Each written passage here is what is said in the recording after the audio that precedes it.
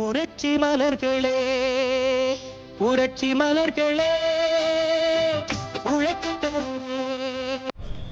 முதல் நாள் போராட்டம் நீங்கள் கண்ட அந்த வலைகளை இன்றைக்கு மந்திரி உங்களை தேடி வருகிறார். இதனுடைய அர்த்தம் என்ன? இது எந்த அளவுக்கு மிகப்பெரிய தாக்கத்தை ஏற்படுத்தியிருக்கிறது. பைலட்ஸ்ல இண்டீஸ் கண்ணியர் உட்கார்ந்து இது யாருக்கும் கேட்காதுன்னு நினைக்கிறேன். டெல்லியில சென்ட்ரல் இண்டஸ்ட்ரியல் மினிஸ்டர் இன்னைக்கு உன் பந்தல தேடி இண்டீஸ் கண்ணி முன்னாடி வரார்.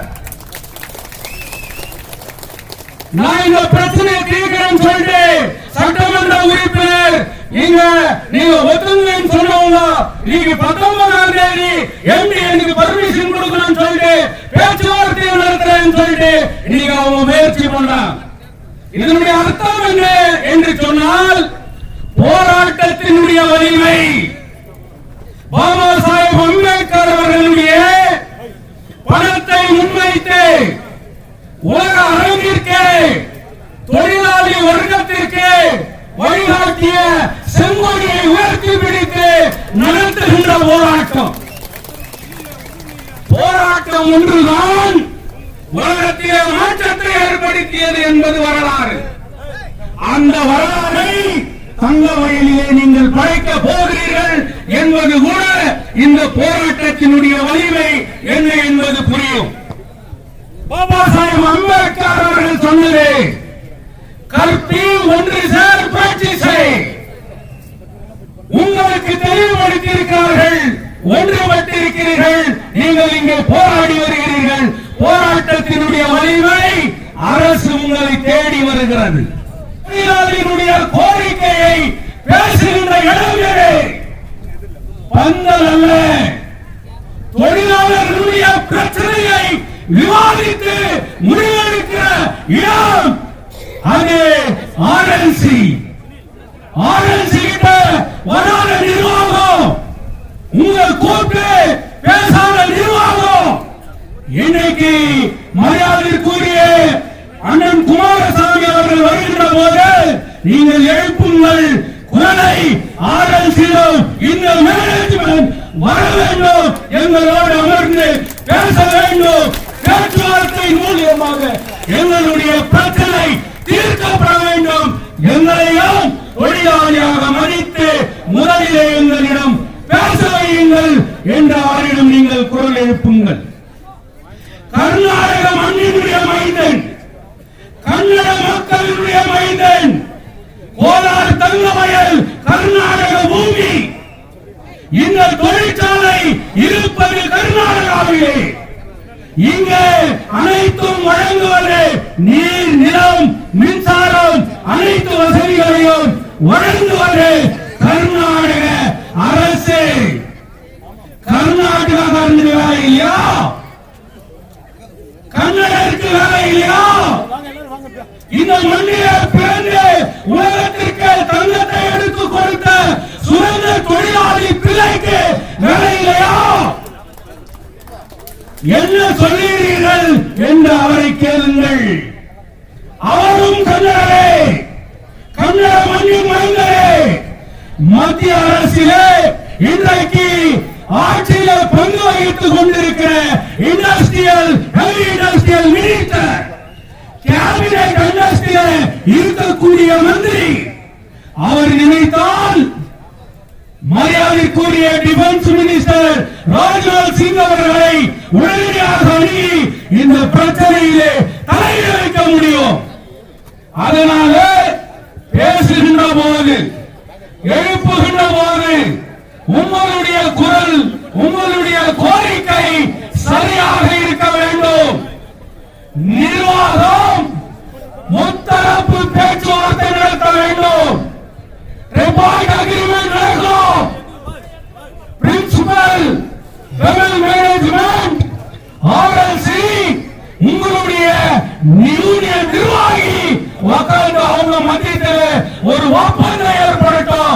நீ இந்த பந்தலை விட்டு ನಾವು ಮಾಡ್ತೀವಿ ನಮ್ಮ ಮಾತನ್ನು ಕೇಳಿ அப்படின்னு சொன்னா அது முடிவாகாதே. அவர் வராத எல்லாத்துக்கும் முன்னே உங்களுக்கு சொல்றேன்,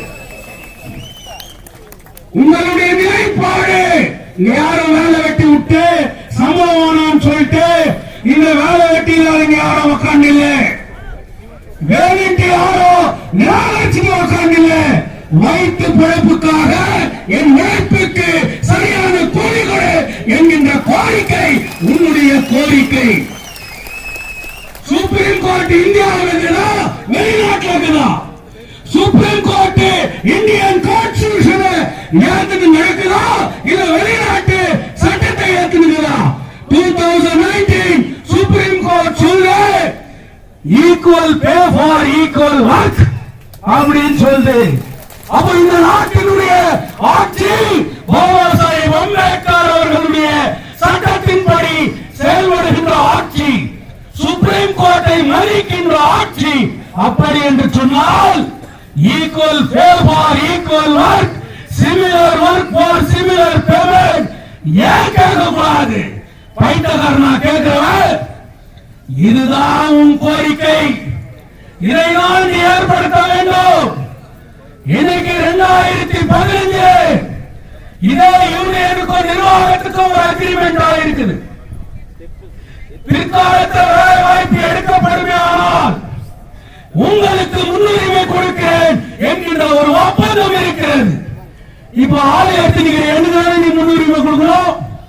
20 வருஷமா செத்துக்கிறாங்க, அவனுடைய உழைப்பை பார்த்து வேலை கொடுக்க வேண்டியது யாரு? எப்படி அப்பாயின்மெண்ட் ஆயிடும்? ஏன் எதுக்காக ஏன் பண்ணக்கூடாது? நீ எழுதி கொடுத்தது அமல்படுத்து. இதுதான் நம்மளுடைய கோரிக்கை. மரியாதைக்குரிய இண்டஸ்ட்ரியல் மினிஸ்டர் அவர்களை மரமாற இரு கரம் கூப்பி நல்லெண்ணத்தோடு இங்க இருப்பவர்கள் அனைவரும் வருகை ஏறுகை என்று வரவேற்கின்றோம்.